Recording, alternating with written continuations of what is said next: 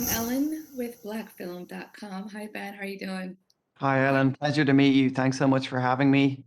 Likewise. I thought the film did such an exceptional job balancing science and nature to make the narrative digestible. What went into developing that delicate process? Yeah, great question. I think that's it. This is a premise that, touches on a near future sort of slightly sci-fi genre element, but it was always a really human story. It's a story that comes from, emanates from a personal place for me, experiencing loss and being affected by that, thinking about what would happen if someone else I loved passed away, thinking about what might happen to my family if I passed away, and then a story like this comes up that is, slightly set in the near future, but ultimately was always going to be about that human story at the heart of it. And what really grabbed me about it was the idea that as Cameron grapples with whether or not this duplicate, is truly him, we were going to be able to weave in that the beautiful love story and talk about, all the beautiful moments in life too, and the hope, and really just explore a full life. So I think that like you say, it was that balance between having a little bit of the tech in it and making sure we had a bit of world building, but ultimately always knowing that our movie was a human one, you know. Nice. Yeah, I appreciate that. I also appreciated catching a glimpse through Cameron's nightmare of what it could look like if there was a system glitch. Why was it important to show that? Yeah, like I think without kind of going into too many spoiler territory stuff here, um, but I think that we don't.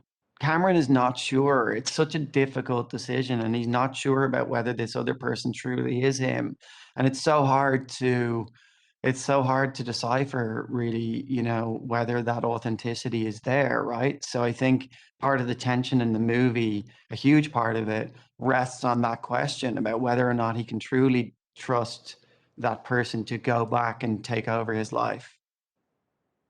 Yeah, I loved that it provided an alternate reality within an alternate reality. Like there's room for a different story to come out of that.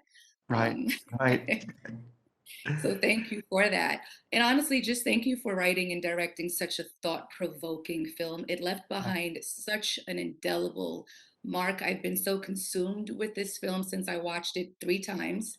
Oh my God. Um, and yeah, it brings up a lot of feelings that we can all identify with and relate to. And I just thought that was the magic in the film. So I can't thank you enough for that. Oh my God, I'm gonna well up. It's actually just so amazing.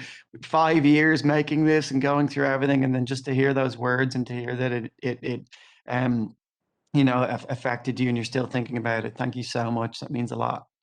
Appreciate Yeah, it. I think the way it was presented certainly makes it a viable option. And while I've never thought about it prior to this film, now it's something I would want to do if we ever had that option. And that speaks largely to how this film was presented.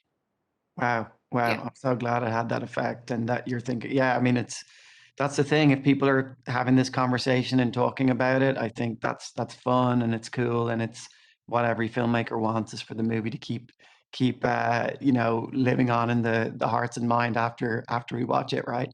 precisely. Thank you so much for talking with Thank blackfilm.com. thank you so much. Appreciate it. Thanks. Bye. Bye bye. If you want more content like this, don't forget to like, subscribe, and ring the bell on blackfilm.com's YouTube page.